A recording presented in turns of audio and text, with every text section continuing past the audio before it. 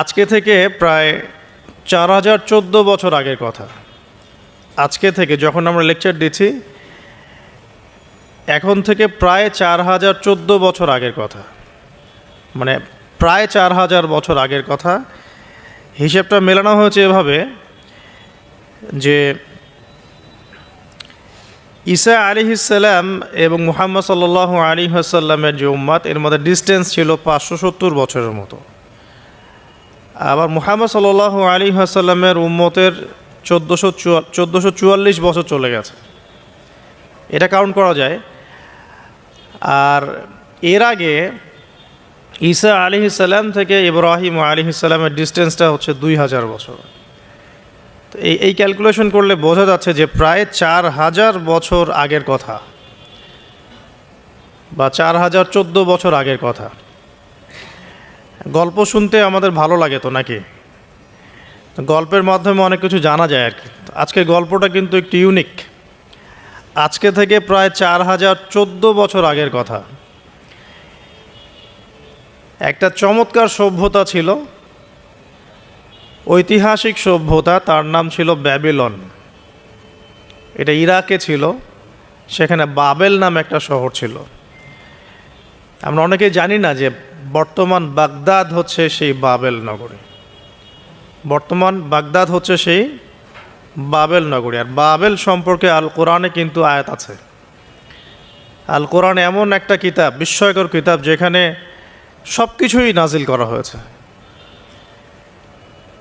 তো আল্লাহ পাক সূরা কাহফে তো বলেছেন, ওয়ালাকাদ সাররাফনা ফি হাযাল কুরআন লিন-নাসি মিন কুল্লি মাসাল। আমি এই কোরআনে মানব জাতির জন্য প্রত্যেকটা বিষয়কেই ব্যাখ্যা করেছি। ওয়া নাযালনা আলাইকাল কিতাবা তিবয়ানান লিকুল্লি শাই। হে নবী, আমি আপনার প্রতি এমন একটা কিতাব নাজিল করেছি যেটা তিবয়ানান লিকুল্লি শাই, প্রত্যেকটা বিষয়কে ব্যাখ্যা করে। যারা আহলে কোরআন ভ্রান্ত আকীদার অনুসারী, তারা কিন্তু এই আয়াত থেকেই দলিল পেশ করে যে কোরআন তো তিবিয়ানান লিকুল্লি শাই, প্রত্যেকটা বিষয়ের ব্যাখ্যা। তার নতুন করে হাদিসের কি প্রয়োজন আছে? এটা আমাদের আলোচনার টপিক না, আমরা ওদিকে যাচ্ছি না। তো আল্লাহ পাক কোরআনে কিন্তু বাবেল নগরীর কথা বলেছেন। সূরাতুল বাকারার 101-2 আয়াতগুলোতে আছে। এই বাবেল নগরী তৎকালীন সময় জাদুবিদ্যার একটা আকড়া ছিল আর কি। এর আগে আমরা জানি সুলাইমান আলাইহিস সালামের সময় ওই হারুত আর মারুত দুজন ফেরেশতাকে দিয়ে মানুষকে পরীক্ষা করা হয়েছিল। এই ঘটনাটা সূরা বাকারার 101-2 আয়াতগুলোর মধ্যে আছে, দেখে নিয়েন। আমি রেফারেন্সগুলো বলে দিলাম। তো এখানে এই বাবেল নগরীর কথাটা আছে, ঠিক আছে? তো এই নগরীতে প্রায় 4014 বছর আগে একটা ফুটফুটে সুন্দর শিশু জন্ম নেয়। দেখতে খুবই সুন্দর, অমায়িক, দেখলেই মানে মন কেড়ে নেয়ার মতো সুন্দর। এমন কিছু বাচ্চা থাকে কিন্তু দেখলে আদর করতে ইচ্ছা করে, মন কেড়ে নেয়ার মতো, ইউনিক, সবার চেয়ে আলাদা। এবং জন্ম নিয়েছে সে এমন একটা পরিবারে, যেই পরিবার তৎকালীন সময়কার যে জালেম শাসক নমরুদ, তার প্রধান পুরোহিত, তার নাম আজার। তৎকালীন বাবেলের শাসনকর্তার নাম হচ্ছে নমরুদ এবং তার প্রধান পুরোহিতের নাম আজার। তার ঘরেই জন্ম নিয়েছেন এই তাওহীদের শেকর ইব্রাহিম আলাইহিস সালাম। আল্লাহ পাকের কি মানে, আল্লাহ পাক কি না করতে পারেন আসলে। যেখানেই আবু জেহেল, সেখানেই মুহাম্মদ সাল্লাল্লাহু আলাইহি ওয়াসাল্লামের জন্ম হয়। যেখানেই নমরুদ, সেখানেই ইব্রাহিমের মতো মানুষ আসেন। যেখানেই ফেরাউন, সেখানে আবার মূসা আসেন। মূসাকে আল্লাহ রাব্বুল আলামিন ফেরাউনের ঘরেই মানুষ করলেন। ইব্রাহিম আলাইহিস সালামকে আল্লাহ পাক আজারের ঘরেই মানুষ করলেন। আজকে আমরা দেখি এরকম সিটি অফ আখিরুজ্জামানে কিছু কিছু দিনী বোন চেহারা না দেখানোর জন্য আন্দোলন করছে। চিন্তা করতে পারেন, যেখানে যত বেশি জাহেলিয়াত, সেখানে তত পাক্কা মুসল্লি জন্ম নেবে, মুমিন জন্ম নেবে ইনশাআল্লাহ। যেখানে যত বেশি জাহেলিয়াত সেখানে তত শক্তিশালী মুমিনদের জন্ম হবে ইনশাআল্লাহ। তো এখন তৎকালীন নমরুদ যে সভ্যতার অধিবাসী ছিল, এই সভ্যতাটাকে আমরা বলি কালাডীয় সভ্যতা। এটাকে কালাদীয় সভ্যতা বলা হয়। এটা মূলত জাদুর জন্য একটু বিখ্যাত ছিল, যেটা রেফারেন্স আমি দিলাম সুলাইমান আলাইহিস সালামের যুগ থেকে। এখানে আজারের ঘরে জন্ম নিয়েছেন আমাদের নবীগণের পিতা, মুসলিম জাতির পিতা ইব্রাহিম আলাইহিস সালাম। সুবহানাল্লাহ। বলা বাহুল্য যে নমরুদ কিন্তু 400 বছর বেঁচে ছিল, এবং 400 বছর হায়াত পাওয়ার পরে সে মনে করছিল যে সে কখনো মারা যাবে না। এরপরেই সে নিজেকে খোদা দাবি করা শুরু করেছে আর কি। এই বাচ্চা ছেলেটা বড় হতে লাগলো। যারা সমাজকে পরিবর্তন করে তারা কিন্তু সমাজের স্রোতে গা ভাসায় না। নবী সাল্লাল্লাহু আলাইহি ওয়াসাল্লামের জন্মটা একটু মিলাই এটার সাথে। আমাদের নবীও ঠিক এরকমই একটা সমাজে জন্ম নিয়েছেন। ইব্রাহিম আলাইহিস সালাম যেমন জন্ম নিয়েছেন শিরকে ভরা সমাজে, চতুর্দিকে মূর্তি পূজা হচ্ছে, ইভেন তার বাসায় তার বাবা হচ্ছে মূর্তি পূজারীদের সর্দার, তার ঘরে তিনি জন্ম নিয়েছেন। ঠিক তেমনি রাসূল সাল্লাল্লাহু আলাইহি ওয়াসাল্লাম যে মক্কায় জন্ম নিয়েছেন, সেই মক্কা ছিল শিরকের আকড়া। সেখানে লাত, উজ্জা, হবল, মানাতের পূজা হতো, সুদ ছিল, জিনা ছিল, ব্যভিচার ছিল, মাদক ছিল, গোত্রীয় হানাহানি ছিল, নারীর অবমাননা ছিল। এরকম আইয়ামে জাহিলিয়াতেও নবী সাল্লাল্লাহু আলাইহি ওয়াসাল্লাম জন্ম নিয়েছেন। নবী সাল্লাল্লাহু আলাইহি ওয়াসাল্লাম, ইব্রাহিম আলাইহিস সালাম দুজনের চেহারাও একরকম ছিল। দুজনের চেহারার গঠনটাও একরকম ছিল, দেহের গঠনও একরকম ছিল। মেরাজের রাতে নবী সাল্লাল্লাহু আলাইহি ওয়াসাল্লাম দেখে এসেছিলেন যে ইনি কে, যাকে দেখতে হুবহু আমার মতো লাগছে। জিবরাইল আলাইহিস সালাম বলেছেন ইনি আপনার পিতা ইব্রাহিম আলাইহিস সালাম। সুবহানাল্লাহ।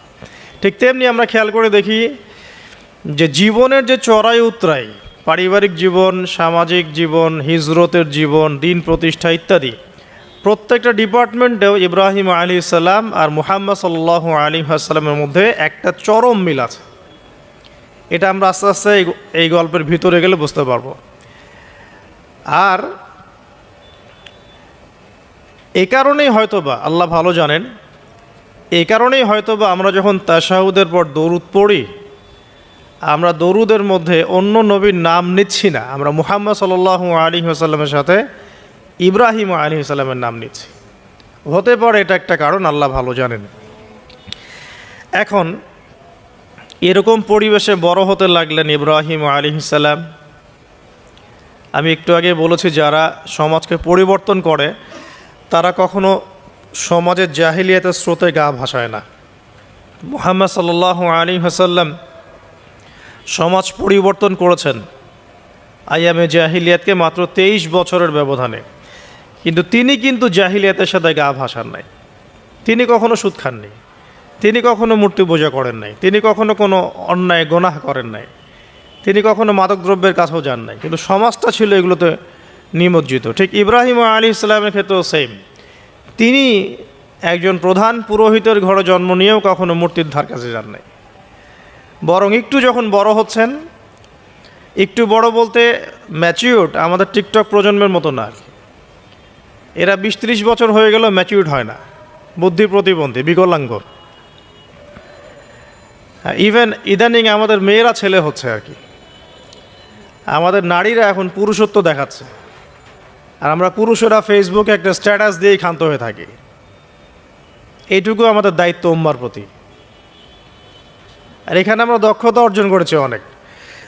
আমরা মনে করি আমরা সবাই কিবোর্ড মুজাহিদ, আমরা এটা মনে করি আর কি। এটাই যুদ্ধ, এটাই জিহাদ।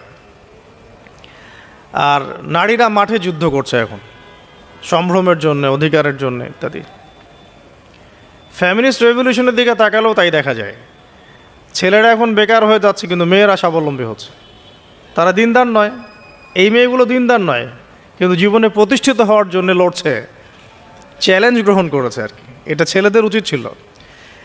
তা আজারের ঘরে জন্ম নেওয়া সেই ইব্রাহিম কিন্তু চ্যালেঞ্জ গ্রহণকারী একটা ছেলে। সে এখন তার পিতাকে বলছেন, কি বলছেন আমরা একটু কোরআনের ভাষা শুনি। আল্লাহ রাব্বুল আলামিন বলেছেন, সূরা মারিয়ামের মধ্যে এসেছে ঘটনাটা 41 থেকে 45 নম্বর আয়াতের মধ্যে। আল্লাহ পাক বলছেন, ওয়াজকুর ফিল কিতাবি ইব্রাহিম বা'দা আউযু বিল্লাহি মিনাশ শাইতানির রাজিম। হে নবী মুহাম্মদ সাল্লাল্লাহু আলাইহি ওয়াসাল্লাম, আপনি এই কিতাবে ইব্রাহিমের ঘটনা বর্ণনা করুন। ইয ক্বালা লি আবিহি, যখন ইব্রাহিম তার বাবাকে বললেন, তার বাবা মানে আজারকে বললেন, ইয়া আবাতি, হে আমার বাবা, লিমা তা'বুদু, তুমি কেন ইবাদত করো এমন সত্তার, মা লা ইয়াসমাউ, যে শুনতে পারে না, ওয়ালা ইউবসিরু, দেখতেও পারে না, ওয়ালা ইউগনি আনকা শাইআ, তোমার কোনো উপকার করতে পারে না। একটা ছেলে যার বয়স হবে 15 থেকে 20 হয়তো বা হাইয়েস্ট, তার কাছে কি এমন জ্ঞান আসলো যে সে তার বাবাকে এখন চ্যালেঞ্জ করছে, তার জ্ঞানতাত্ত্বিক যুদ্ধ শুরু হলো, আদর্শিক যুদ্ধ শুরু হলো বাবার সাথে। হে আমার বাবা, আপনি কেন এমন সত্তার ইবাদত করছেন যে শুনতেও পারে না, অসারতা দেখিয়ে দেওয়া হচ্ছে চোখে আঙ্গুল দিয়ে, দেখতেও পারে না, আপনার তো কোনো উপকারও করতে পারে না, কোনো ক্ষতিও করতে পারে না। ওয়ালাম ইউগনি আনকা শাইআ, ইয়া আবাতি, হে আমার বাবা, ইয়া আবাতি ইন্নী আখাফু আন ইয়ামাসসাকা আযাবুম মিনার রাহমানি ফাতাকুনা লিশ-শাইতানি ওয়ালিয়া, হে আমার বাবা, আমি ভয় পাচ্ছি যে আপনার উপরে না আবার আল্লাহ পাকের গজব নেমে আসে এবং আপনি শয়তানের ওলি না হয়ে যান। ওলি মানে কি? বন্ধু, বন্ধু, শয়তানের বন্ধু না হয়ে যান। ইয়া আবাতি ইন্নী ক্বাদ জাআনি মিনাল ইলম মা লাম ইয়াতিকা ফাত্তাবি'নি আহদিকা সিরাতান সাওয়িয়া। কি চমৎকার কথা! ছোট্ট ছেলেটা বলছে, হে আমার বাবা, আমার কাছে একটা জ্ঞান আসছে, জ্ঞান, আমার কাছে একটা জ্ঞান এসেছে যেটা তোমার কাছে আসে নাই। ফাত্তাবি'নি, তুমি আমার অনুসরণ করো।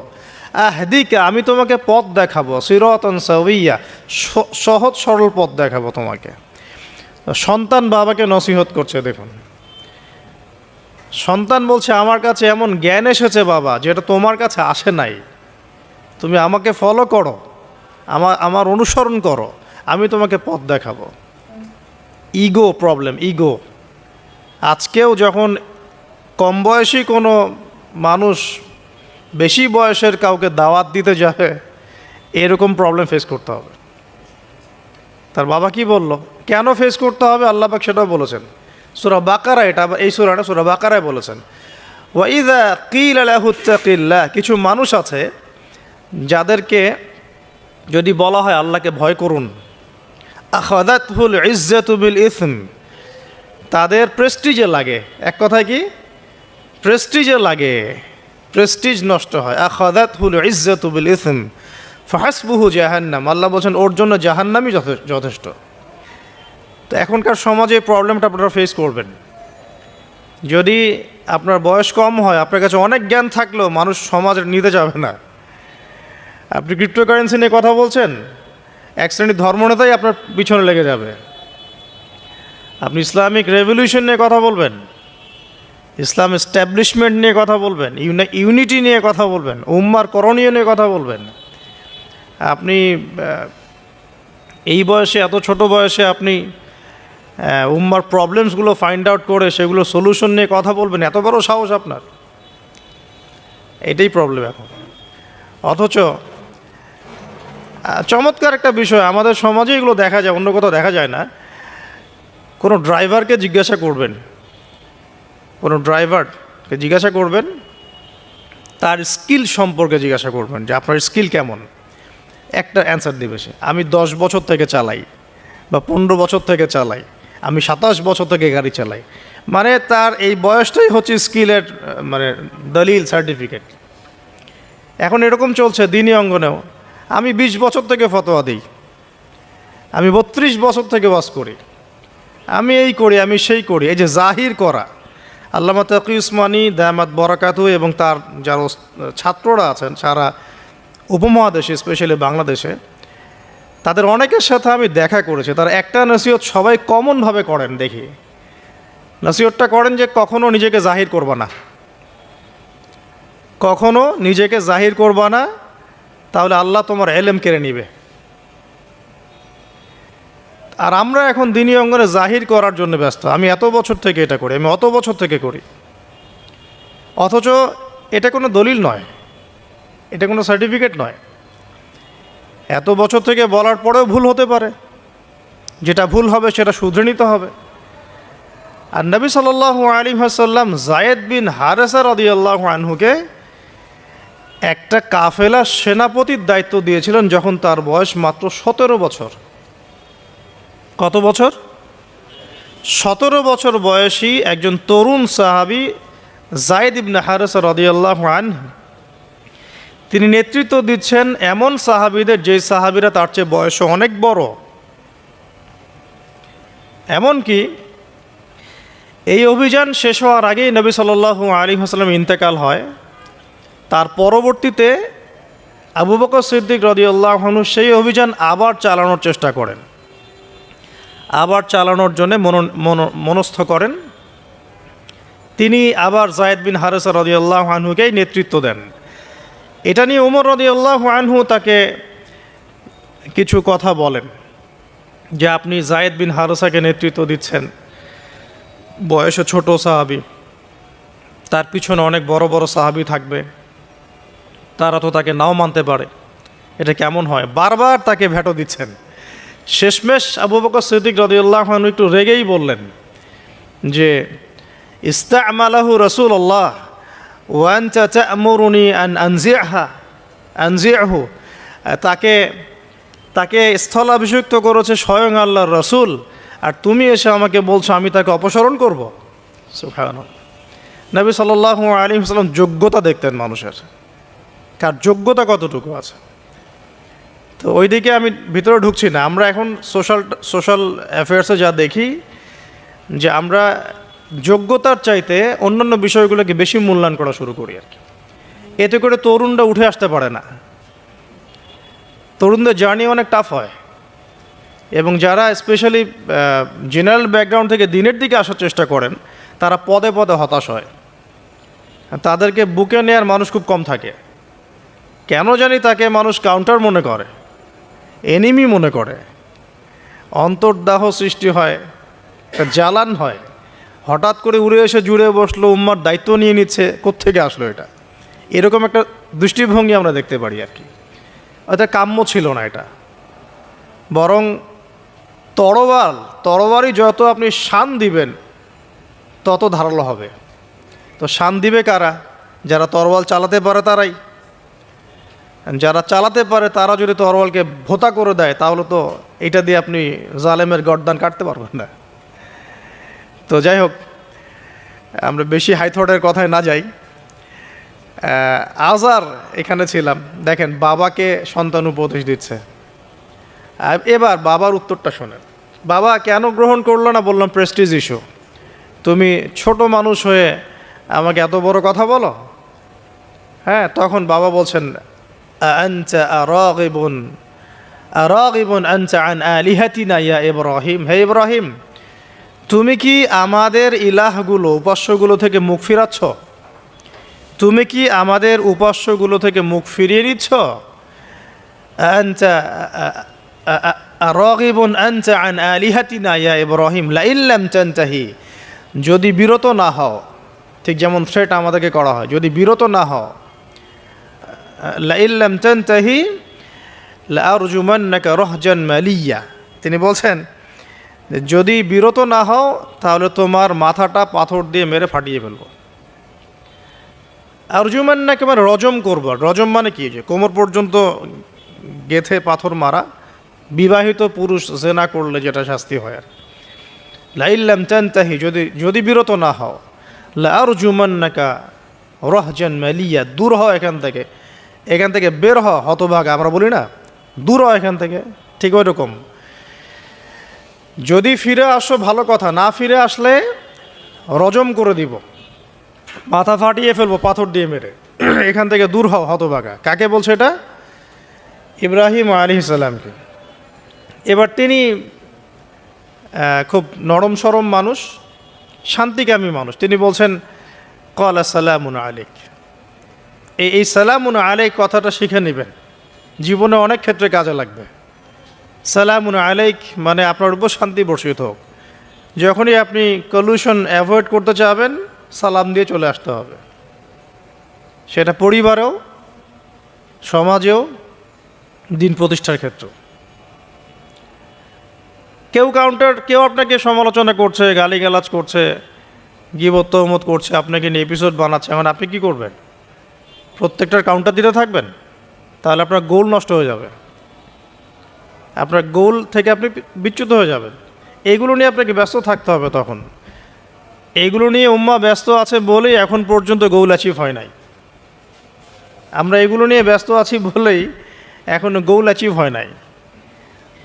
তো এই কারণে ইব্রাহিম আলাইহিস সালামের সুন্নাহ হচ্ছে সালামুন আলাইক, তোমাদের উপর শান্তি বর্ষিত হোক। হ্যাঁ, তবে যে জায়গাটাতে দালিলিকভাবে জ্ঞানতাত্ত্বিক যুদ্ধ করতে হবে সেটা করতে হবে, সেটা অন্য ইস্যুস। তো ইব্রাহিম আলাইহিস সালামকে পরিবার ছাড়তে হলো। পরিবার মানে তার মাকে ছাড়তে হলো, তার বাবাকে ছাড়তে হলো। তার কোনো অপরাধ আছে? ইব্রাহিম আলাইহিস সালামের কোনো অপরাধ আছে? না। এখন আমরা তো অনেক সময় মনে করি আমি তো নিরপরাধ, নির্দোষ, তাহলে আমার উপরেই কেন এরকম হচ্ছে? ইব্রাহিম আলাইহিস সালামের কোনো অপরাধ আছে? নাই। তাকে ঘর ছাড়তে হলো, বাড়ি ছাড়তে হলো, তার বাবা তাকে বের করে দিলেন। এখান থেকে লেসন নিয়ে নেন, আজকের প্রথম লেসন, যে আপনি আমি যদি হকের উপর থাকি, সর্বপ্রথম বাধাটা পরিবার থেকে আসতে পারে।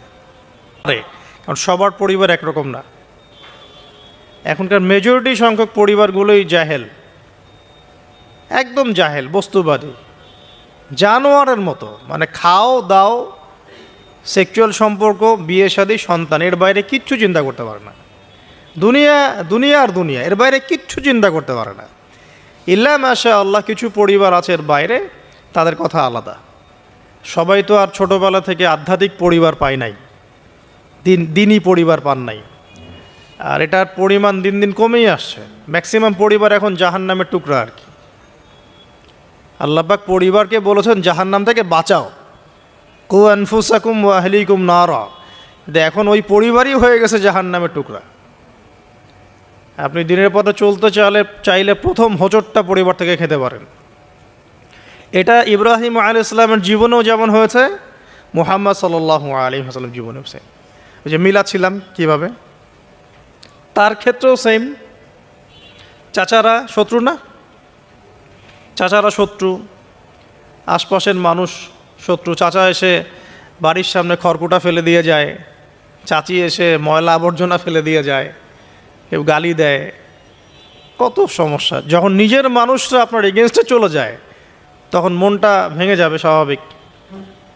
কারণ নিজের মানুষরা, সারা দুনিয়া যদি আপনার বিপক্ষেও থাকে, কাছের কিছু মানুষ আপনার পক্ষে থাকে, তখন আপনি বাসাতে অ্যাটলিস্ট সিংহ, তখন বাসা থেকে এনার্জি নিয়ে বাইরে যুদ্ধ করতে পারবেন। কিন্তু বাহিরে সবাই মোটামুটি ধরেন যে আপনার পজিটিভ, কিন্তু বাসায় এসে দেখলেন যে বাসায় আপনার কোনো রকম অনুকূল পরিবেশ নাই, তখন বাইরে সিংহ হলে বাসায় বিড়াল হয়ে থাকতে হবে। তখন দেখেন ইব্রাহিম আলাইহিস সালামের জীবনে আর মুহাম্মদ সাল্লাল্লাহু আলাইহি ওয়াসাল্লামের জীবনে একটা স্পেশাল নেয়ামত ছিল, সেটা হলো স্ত্রীদের নেয়ামত। স্ত্রীদের নেয়ামত। বাহিরের মানুষ অনেক কিছু বলছে, গালিগালাজ করছে, মারছে, কাটছে, থুতু দিচ্ছে, সমালোচনা করছে, কিন্তু বাসায় ইব্রাহিম আলাইহিস সালামের আছেন সারা, হাজেরা, আর মুহাম্মদ সাল্লাল্লাহু আলাইহি ওয়াসাল্লামের আছেন খাদিজা রাদিয়াল্লাহু আনহা। অ্যাটলিস্ট বাসায় আপনি একটা কি বলবো, যে বড় একটা প্রশান্তির জায়গা আপনার বাসায় আছে। তো এটা একটা বড় নিয়ামত যেটা ইব্রাহিম আলাইহিস সালাম এখন হারালেন কীভাবে? বাবা বাসা থেকে বের করে দিল। তো এখান থেকে বুঝতে হবে যে দিনের পথে চলতে গেলে প্রথম বাধা পরিবার থেকে আসতে পারে। তাই বলে তাদের সাথে কোনো রকমের দ্বন্দ্ব সংঘাতে যাওয়া যাবে না। সালামুন আলাইক, সালামুন আলাইক, তোমাদের উপর শান্তি বর্ষিত হোক। ইব্রাহিম বলছেন সালামুন আলাইক, হে বাবা আপনার উপর শান্তি বর্ষিত হোক। শুধু তাই না, আরও বলছেন আস্তাগফিরুল্লাকা রব্বি, আমি আপনার জন্য আল্লাহর কাছে ক্ষমা চাইব ইনশাআল্লাহ। ইন্নাহু কানা বি হাফিয়া, তিনি আমার প্রতি খুব মানে মার্সিফুল, আশা করি তিনি আমার দোয়া কবুল করবেন। কিন্তু যখন তিনি জানতে পেরেছিলেন যে তার বাবা শিরকের উপর আছেন, আল্লাহ পাক মাফ করবেন না, সূরা তওবার মধ্যে আছে, তখন থেকে তিনি আর ক্ষমা চান নাই, বাবার জন্য ক্ষমা চান নাই। তো এবার ইব্রাহিমের সফর শুরু হলো, একাকিত্বের সফর। তার মানে একটা বিষয় এটাও শিখতে হবে, হকপন্থীদের সাথে আল্লাহর দেয়া একটা বিশেষ নিয়ামত হচ্ছে একাকিত্ব। হকপন্থীদের লাইফে আল্লাহ পাকের পক্ষ থেকে একটা বিশেষ অনুগ্রহ হচ্ছে একাকিত্ব।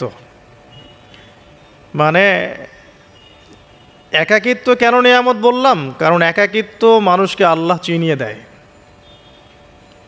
অনেক আলেম দেখবেন যারা জেল খেটে বের হয়েছেন, তারা সবাই একটা কথা বলবেন, জেলখানায় আমরা আল্লাহকে চিনেছি। সব আলেমরা এই কথা বলে যারা ওখান থেকে বের হয়ে আসে। কারণ একাকিত্ব মানুষকে গভীরভাবে ভাবায়, আল্লাহকে পাওয়ায়, আল্লাহর কাছে দোয়া করতে শেখায়, মানুষকে বোঝায় যে আল্লাহ ছাড়া কেউ নাই সাহায্য করার। তো যারা হকপন্থী হয়, একাকিত্ব তাদের বরণ করতেই হয়। এটা মাথায় রেখে পথ চলতে হবে। ইব্রাহিম আলাইহিস সালাম পথ চলা শুরু করলেন। এবার কি হলো? তিনি কি বাসা থেকে বের হয়ে সেই এলাকা, ওই নমরুদের দেশ ছেড়ে চলে গিয়েছিলেন? উত্তর না। প্রথমে তিনি চলে যান নাই, প্রথমে তিনি ওই সমাজেই থেকেছেন, থেকে দাওয়াত দেওয়ার চেষ্টা করেছেন। তিনি ওই সমাজেই থেকেছেন, থেকে দাওয়াত দেওয়ার চেষ্টা করেন, ঠিক মুহাম্মদ সাল্লাল্লাহু আলাইহি ওয়াসাল্লামের মতোই। সমাজের মানুষ যখন নির্যাতন নিপীড়ন করছেন, তিনি কি শুরুতেই সমাজ ছেড়ে বের হয়ে চলে গেছেন? না, 13 বছর দাওয়াত দিয়েছেন। কত বছর? 13 বছর। তো ইব্রাহিম আলাইহিস সালাম সমাজের মানুষকে দাওয়াত দেন। কিভাবে দেন? কোরআনে এভাবে ভাষা আসছে। আমি সূরাগুলোর নাম বলে দিই, আপনারা একটু চেক করে নিন। সূরা আম্বিয়ার মধ্যে আসছে, সূরা সফফাতের মধ্যে আসছে, সূরা আনআমের মধ্যে আসছে।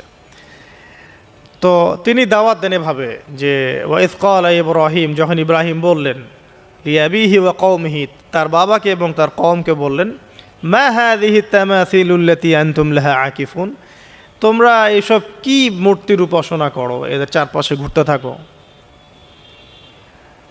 কি সব করো? তো তারা বলে যে নাহনু বাল ওয়াজাদনা আবাআনা কাযালিকা ইয়াফআলুন, আমরা আমাদের বাপ দাদাদেরকে দেখেছি এইভাবেই করতে। তাদের রেফারেন্স কিন্তু এটাই ছিল। কোনো দালিলিক জ্ঞানতাত্ত্বিক যুক্তি বিজ্ঞান দর্শন এখানে নাই।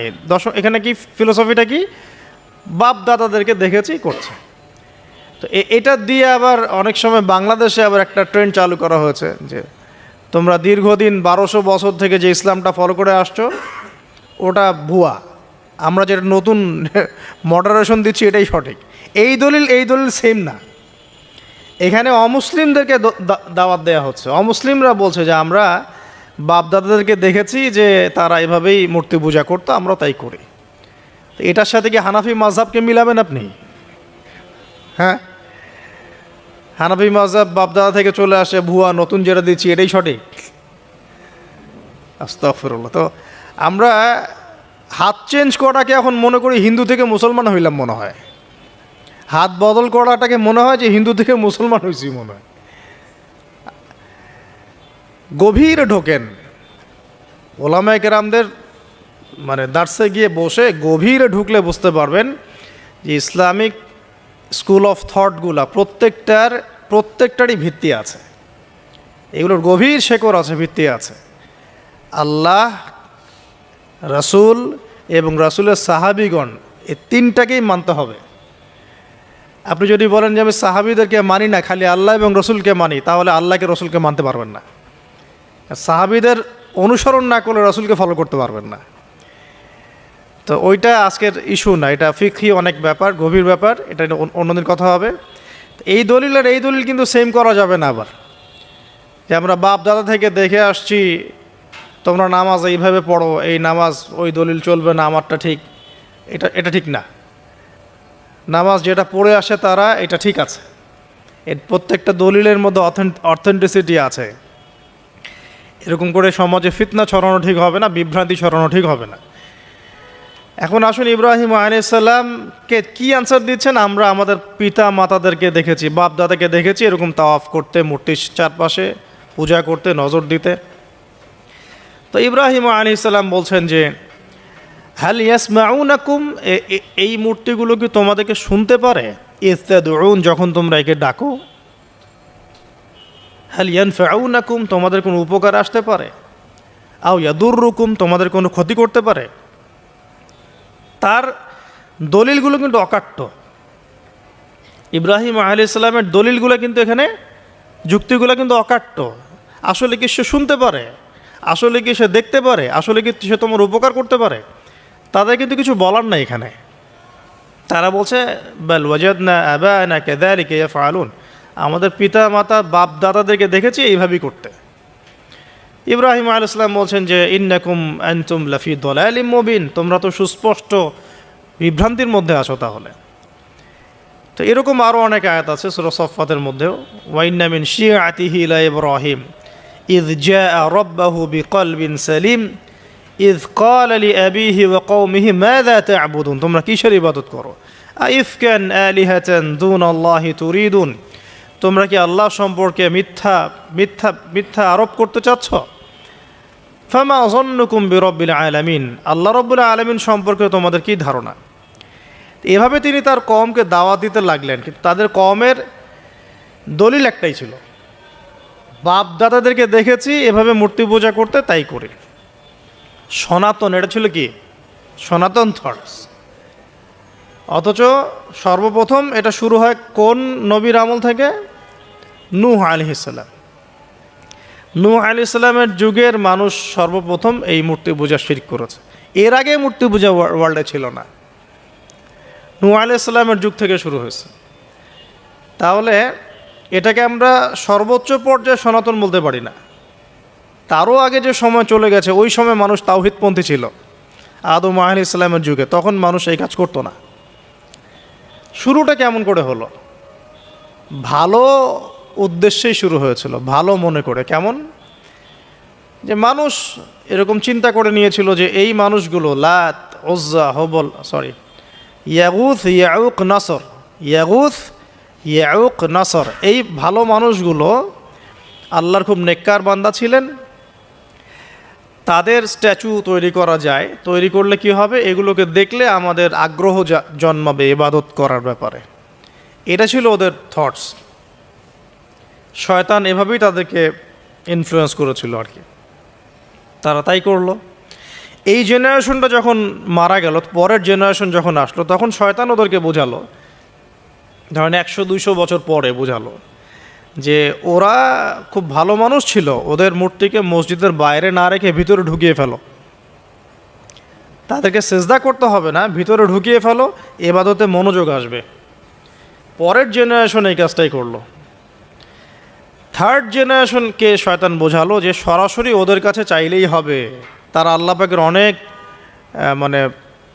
কি আনুগত্যপ্রাপ্ত, নৈকট্যপ্রাপ্ত বান্দা, সরাসরি তাদের কাছে চাইলেই হবে। আল্লাহর কাছে চাওয়া, এখানে চাওয়া একই কথা, ওখানে সেজদা করা, এখানে সেজদা করা একই কথা। এখান থেকে শুরু হলো সরাসরি স্ট্যাচু ওয়ার্শিপ। সরাসরি স্ট্যাচু ওয়ার্শিপিং এখান থেকে শুরু হয়েছে।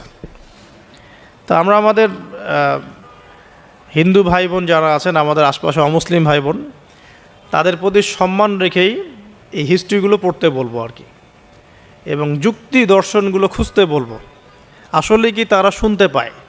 আসলে কি সে আমার কোনো উপকার করতে পারে? আসলে কি সে আমার কোনো ক্ষতি করতে পারে? আসলে কি সে সৃষ্টিকর্তার প্রতিমূর্তি হতে পারে কিনা? তো আমরা এটা আহ্বান জানাবো, আমরা কারো ধর্মীয় অনুভূতিতে আঘাত করব না। ইসলাম আমাদেরকে এটা শিখায় না। ইসলাম এটা শিখায় যে মানুষকে হিকমার সাথে, প্রজ্ঞার সাথে দাওয়াত দেয়া, যাতে করে তারা জাহান্নামের রাস্তা থেকে ফিরে আসতে পারে ইনশাআল্লাহ।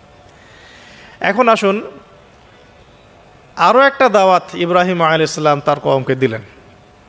সেটা কি?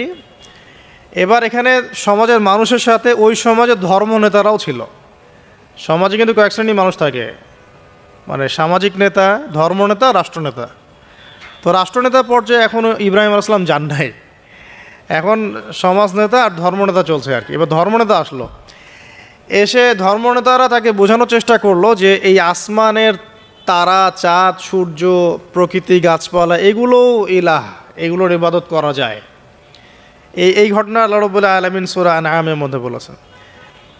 তো ইব্রাহিম আলাইহিস সালামকে তারা দেখাচ্ছে, এটা আরবীয় একটা কাব্যিক ভাষায় কোরআনে এসেছে, চমৎকার ভাষায়, যে ফালাম্মা জান্না আলাইহিল লাইল, যখন তার উপর রাত আচ্ছাদিত হলো, রাআ কাওকাবা, তখন ইব্রাহিম আলাইহিস সালাম কি দেখলেন? আকাশে তারা দেখলেন। ঠিক আছে, তারা দেখলেন। মূর্তি পূজার এখানেই আছে, ধর্মনেতারাও এখানেই আছে। তো তিনি বলছেন হাযা রব্বি, এটা আমার রব। ফালাম্মা ফালা, যখন তারকাগুলো অস্তমিত হলো, ক্বালা লা উহিব্বুল আফিলিন, আমি তো অস্তমিত যাওয়া জিনিসকে পছন্দ করি না। রব তো অস্তমিত যাবে না, এখানেও যুক্তি লাগবে, তো আমার ফিলোসফি লাগবে, আমার এখানে দর্শন লাগবে, এখানে তো আমাকে মানে প্রজ্ঞা দিয়ে বোঝাতে হবে, এটা তো অস্তমিত হয়ে গেল, এটা তো রব হতে পারে না।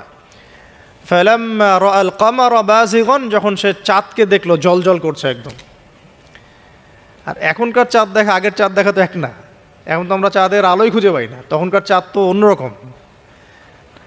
তো বাযিগান মানে জল করছে। তখন তিনি বললেন হাযা রব্বি, এটা আমার রব।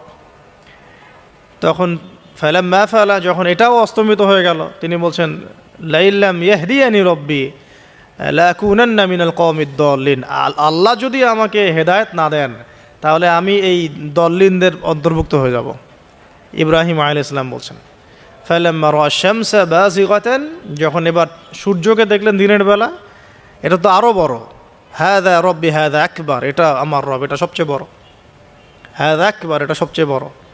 ফালাম্মা আফালাত, এটা যখন অস্তমিত হয়ে গেল, তখন তিনি বলছেন এই কথাটা যে ইয়া কওমি ইন্নী বারিউম মিম্মা তুশরিকুন, হে আমার কওম, তোমরা যেগুলোকে দিয়ে আল্লাহর সাথে শরিক করছো, এখান থেকে আমি আমার চেহারাকে ফিরিয়ে নিলাম। সুবহানাল্লাহ। তখন তিনি এই কথাটা বলেন ইন্নী ওয়াজ্জাহতু ওয়াজহিয়া লিল্লাযী ফাতারাস সামাওয়াতি ওয়াল আরদা হানিফাও ওয়া মা আনা মিনাল মুশরিকিন, আমি আমার চেহারাকে ফিরিয়ে নিচ্ছি এই আসমান সমূহ এবং জমিনের সৃষ্টিকর্তার দিকে, এবং আমি মুশরিকদের অন্তর্ভুক্ত নই। ইন্না সলাতি ওয়া নুসুকি ওয়া মাহইয়ায়া ওয়া মামাতি লিল্লাহি রাব্বিল আলামিন, আমার সলাত, আমার কুরবানি, আমার স্যাক্রিফাইস, আমার জীবন, আমার ফুল লাইফ, আমার মৃত্যু, সব কিছু কার জন্যে? জগৎসমূহের প্রতিপালক আল্লাহর জন্যে। লা শারীকা লাহু, তার কোনো শরিক নাই। ওয়া বিযালিকা উমিরতু, এই একনিষ্ঠভাবে তার ইবাদত করার জন্যই আমি আদিষ্ট হয়েছি। ওয়া বিযালিকা উমিরতু ওয়া আনা মিনাল মুসলিমিন, এবং আমি মুসলিমদের অন্তর্ভুক্ত। এই শুরু হলো এবার পুরো স্পষ্টভাবে তাওহীদের ঘোষণা দেয়া।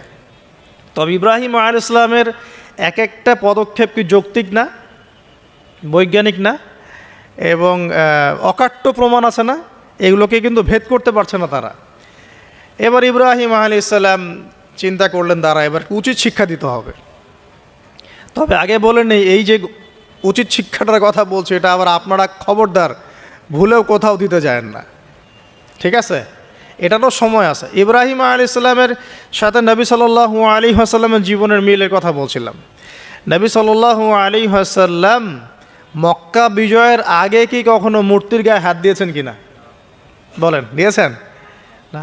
যখন মক্কা বিজয় হয়ে গেছে, পুরো স্টেটই আপনার, অথরিটি আপনার, তখন আপনি আপনার অ্যাকশন নিতেই পারেন, সেটা আপনার ব্যাপার, তখন আপনি কি করবেন। মুহাম্মদ সাল্লাল্লাহু আলাইহি ওয়াসাল্লাম কাবা ঘরে ঢুকে তখন মূর্তি ভেঙেছেন এবং বলেছেন ওয়াকুল জা আল হক ওয়া যাকাল বাতিল ইন্নাল বাতিলা কানা যাহুকা, তাই না? তো ইব্রাহিম আলাইহিস সালাম এবার শিক্ষা দেওয়ার চিন্তা করছেন। তিনি বলছেন যে যখন এরা মেলাতে যাবে, ওই উৎসবে যাবে, তখন আমি এদেরকে দেখে নিব। এটাও কোরআন চমৎকারভাবে বলেছে যে إذ قال لأبيه وقومه ماذا تعبدون أئفكا آلهة دون الله تريدون فما ظنكم برب العالمين হ্যাঁ فراغ إلى آلهتهم فقال ألا تأكلون। ইব্রাহিম আলাইহিস সালাম এবার যখন ওরা মেলায় চলে গেছে, যাওয়ার আগে আবার ইব্রাহিম আলাইহিস সালাম বলছিলেন যে ইন্নী সাকিম, আমি হচ্ছি অসুস্থ। আমি কি অসুস্থ? নাযারা নাযরাতান ফিন নুজুম, ইব্রাহিম আলাইহিস সালাম রাতের বেলা আকাশের দিকে তাকালেন একবার, তাকিয়ে ওদেরকে বললেন যে ইন্নী সাকিম, আমি অসুস্থ। এটা কৌশল, আমি অসুস্থ, এটা কৌশল। তো এই কৌশল আবার সব জায়গায় খাটাতে যায় না আর কি। তো এবার যখন তারা চলে গেল, ফারাগা ইলা আলিহাতিহিম ফাকালা আলা তাকুলুন, এবার তিনি ওই মূর্তি গৃহ যেটা ওদের, ওখানে ঢুকে বলছেন যে আলা তাকুলুন, তোমাদের কি হলো, খাচ্ছ না কেন? কাদেরকে বলছে এই কথা? মূর্তি, খাচ্ছ না কেন? মা লাকুম লা তানতিকুন, কি হলো, কথা বলছো না কেন? এবার ফারাগা আলাইহিম দরবাম বিল ইয়ামিন, এবার ইয়ামিন মানে ডান হাত, ডানাতে যা পেয়েছিলেন আর কি, তা দিয়ে সবগুলোকে ভেঙে চুরমার করে ফেলছে। ব্যাস, এবার ওরা যখন আসলো এসে বলছে যে আনতা ফাআলতা হাযা বিআলিহাতিনা ইয়া ইব্রাহিম, হে ইব্রাহিম তুমি কি আমাদের উপাস্যদের সাথে এই কাজ করেছ? ইব্রাহিম বলছেন লা বাল ফাআলাহু কাবীরুহুম হাযা, বরং এই বড়টা এই কাজ করছে। এর মধ্যে সবচেয়ে বড় যেটা আছে এই ব্যাটার কাজ, আমি করি নাই, আমি তো করি নাই। তখন ওরা তো এটা তো হতভম্ব হয়ে গেল, যে সে বলছে যে তুমি তো জানো, তুমি তো খুব ভালো করেই জানো যে তারা কথা বলতে পারে না, নড়াচড়া করতে পারে না, কিছুই করতে পারে না। তখন তিনি বললেন তাহলে তোমরা কেন এমন ইলাহের উপাসনা করো যে কথাও বলতে পারে না, শুনতেও পারে না, দেখতেও পারে না, তোমার উপকারও করতে পারে না, ক্ষতিও করতে পারে না। কিন্তু এবারও কিন্তু যুক্তি নাই, কোনো তাদের কাছে কোনো দলিল নাই, কোনো প্রমাণ নাই, কোনো যুক্তি দর্শন কিচ্ছু নাই। এবার শুরু হলো জুলুম। জালেমের কাজ কি? যুক্তি, জ্ঞান, দর্শন, বিজ্ঞান এগুলো দিয়ে যখন পরাস্ত, এগুলো দিয়ে পারছি না, এবার পেশি শক্তি। এবার কি? পেশি শক্তি। ব্যাস, এবার পেশি শক্তি। ইব্রাহিম আলাইহিস সালামকে নিয়ে যাওয়া হচ্ছে নমরুদের দরবারে। এবার চলো, এবার তোমার আজকে খবর আছে। এবার পুরো রিমান্ড হবে 7 দিনের। একদিন রিমান্ড হলেই অবস্থা খারাপ হয়ে যাওয়ার কথা। তো ইব্রাহিম আলাইহিস সালামকে এবার নিয়ে যাচ্ছে ধরেন নমরুদের কাছে, কী যে হবে আল্লাহ ভালো জানেন। ইব্রাহিম আলাইহিস সালাম যখন যাচ্ছেন তখন কি তিনি জানতেন যে আল্লাহ পাক তাকে আগুন থেকে বাঁচাবেন? এই ঘটনা যে ঘটবে তিনি কি জানতেন? আচ্ছা, আমরা না হয় জানি যে এমনটা হয়েছিল, ইব্রাহিম আলাইহিস সালাম ওই সময় তো আর জানতেন না যে কী হতে যাচ্ছে। তার মানে তার ওই সময় তার ইমানের তেজ, তার স্থিরতা, ইস্তেকামা এবং তাওয়াক্কুল কত বেশি ছিল। তাকে নিয়ে যাওয়া হচ্ছে এবারে নমরুদের সামনে দাঁড় করিয়ে। নমরুদ এবার একটু মজা নিয়ে জিজ্ঞাসা করলো যে কে তোমার রব? ওই কবরের প্রশ্ন করার মতো, মান রব্বুক, তোমার রব কে? তো ইব্রাহিম আলাইহিস সালাম বলছে রব্বি আল্লাযী ইউহয়ী ওয়া ইউমীত, আমার রব তিনি যিনি জীবন দেন মৃত্যুও দেন। এবার নমরুদ বলছে ক্বালা আনা উহয়ী ওয়া উমীত, আমি তো জীবন দিই আর মৃত্যু দেই। কীভাবে? একজন যাবজ্জীবন প্রাপ্ত আসামিকে ডেকে নিয়ে ছেড়ে দিল, দিয়ে বলল যে জীবন দিলাম। আর একজন আসামিকে ডেকে তৎক্ষণাৎ মৃত্যুদণ্ড দিয়ে মৃত্যু দিলাম। তো ইব্রাহিম দেখলেন আলাইহিস সালাম এ তো মোটা বুদ্ধির মানুষ, কারণ যে যত বড় জালেম হয় তার বুদ্ধি তত মোটা হয়, কিন্তু এটা মাথায় রাখবেন। ফেরাউনের মতো জুলুম মানুষের বুদ্ধি লোপ করে দেয়, আর শিরক মানুষের মধ্যে ভয় সঞ্চার করে।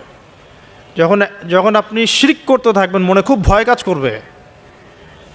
এবং মুশরিক বাহিনী কখনো ইসলামের বিজয় লাভ করতে পারে নাই। যে মুসলিম সেনাবাহিনীর মধ্যেও শিরক ছিল না, ওরা যুদ্ধের মাঠে পরাজিত হয়ে গেছে। ইতিহাস ঘাটবেন, মুসলিম যে সেনাবাহিনীর মধ্যে শিরক ছিল ওই সেনাবাহিনী পরাজিত হয়ে গেছে। আবার অল্প গুটি কয়েক সেনাবাহিনী তারা তাওহীদপন্থী ছিল, তারা জয়লাভ করেছে। ইতিহাস ঘেটে দেখবেন। তো জুলুম কী করে? বুদ্ধি লোপ পায়। নমরুদের বুদ্ধি লোপ পেয়ে গেল। তো ইব্রাহিম আলাইহিস সালাম বলছেন রব্বি আল্লাযী ইউহয়ী ওয়া ইউমীত, এ তো এটা বুঝলো না। তাহলে ইব্রাহিম আলাইহিস সালাম বলছেন যে আল্লাহ রাব্বুল আলামিন, আমার আল্লাহ তিনি পূর্ব দিক থেকে সূর্য ওঠান। তো তুমি যদি ইলাহ হয়ে থাকো তাহলে পশ্চিম দিক থেকে উঠাও। এটা আরও বড় অকাট্য দলিল হলো। তার অবস্থাটা আল্লাহ ব্যাখ্যা করছেন এভাবে, আল্লাহ বলছেন ফাবুহিতাল্লাযী কাফার, কাফের একদম হতভম্ব হয়ে গেল। একদম হতভম্ব হয়ে তো লাভ নাই, পেশি শক্তি আছে আমার, তোমার যুক্তি, বিজ্ঞান, দর্শন, থিওরি তো আমার দরকার নাই, তোমার দিনের জ্ঞানের এলিমেন্ট তো আমার দরকার নাই, তোমার ওয়াজ নসিহতের আমার দরকার নাই। আমার কাছে কি আছে? পেশি শক্তি আছে, পিঠায় সব সিধা করে ফেলাবে একেবারে। ব্যাস ইব্রাহিম আলাইহিস সালামের জন্য বলছে ফাল হাররিকুহু ওয়ানসুরু আলিহাতাকুম, একে জ্বালায় দাও, পুরায় দাও, একে জ্বালায় পুরায় দাও, তোমাদের ইলাহদেরকে সাহায্য করো। আল্লাহ পাক অন্য জায়গায় বলছেন যে ফাআরাদু বিহি কাইদান ফাজআলনাহুমুল আসফালিন, তারা ইব্রাহিম আলাইহিস সালামকে নিয়ে একটা বিশেষ বড় একটা কৌশল করলো। এই কৌশলটা কি ছিল? তাকে অগ্নিকুণ্ডের মধ্যে ফেলে দেওয়ার একটা চেষ্টা করলো, আগুন জ্বালিয়ে রাখলো, বলা হয় 40 দিন। এগুলো হিস্ট্রি বা তাফসীরগুলোতে আসছে, আমি just Quran text to the point বলছি। তো আগুন দাউ দাউ করে জ্বলতে লাগলো, ওই ব্যাবিলন ওখানকার সব মানুষ দেখছে বিষয়টা। তো ইব্রাহিম আলাইহিস সালামকে ফেলে দেওয়া হবে। দেখেন, যখন ফেলে দেওয়া হবে তখন কি ইব্রাহিম জানতেন যে তিনি আগুনে পুড়বেন না? তিনি তাহলে প্রস্তুত ছিলেন, তিনি তখন জীবন দেওয়ার জন্য প্রস্তুত ছিলেন। ঠিক আছে, এখন তাকে ফেলে দেওয়া হচ্ছে, ঠিক ওই সময়ে জিবরাইল আলাইহিস সালামের আগমন। সুবহানাল্লাহ। তিনি এসে বলছিলেন যে আমার কাছে কোনো হাজত আছে নাকি আপনার? তখনও ইব্রাহিম আলাইহিস সালাম বলেছেন আপনার কাছে আমার কোনো হাজত নাই।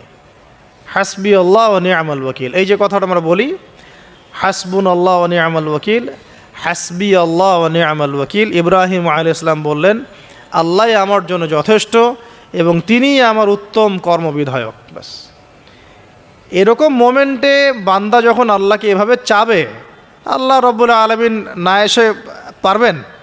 কখনোই পারবেন না ইনশাআল্লাহ তাআলা। তখন আল্লাহ রাব্বুল আলামিনের আদেশ চলে আসলো, ইয়া নার, হে আগুন, কুনি বারদান ওয়া সালামান আলা ইব্রাহিম, ইব্রাহিমের জন্য ঠান্ডা হয়ে যাও, শীতল ঠান্ডা হও, মানে খুব শীতল না, আবার আরামদায়ক শীতল ঠান্ডা হয়ে যাও। সুবহানাল্লাহ। এভাবে আল্লাহ রাব্বুল আলামিন ইব্রাহিম আলাইহিস সালামকে অগ্নি পরীক্ষা থেকে বাঁচালেন। ওখানে ইব্রাহিম আলাইহিস সালাম থাকলেন, কোনো ক্ষতি হলো না। তিনি পরবর্তী সময় বলেছিলেন ওই সময়টুকুর মধ্যেই তিনি শান্তিতে ছিলেন। ওই যে বললাম না, অনেকে যে নির্যাতন নিপীড়নের শিকার হয় তারপরে বলে যে ওই সময়টুকুই ভালো ছিলাম, আল্লাহকে পেয়েছিলাম, তেলাওয়াত বেশি ছিল, তাহাজ্জুদ বেশি ছিল, পরে ফিতনার যুগে চলে আসছি। তো এই হলো অগ্নি পরীক্ষা। এরপরে কওমকে দাওয়াত দেওয়ার হলো না, সেখান থেকে চলে যেতে হলো।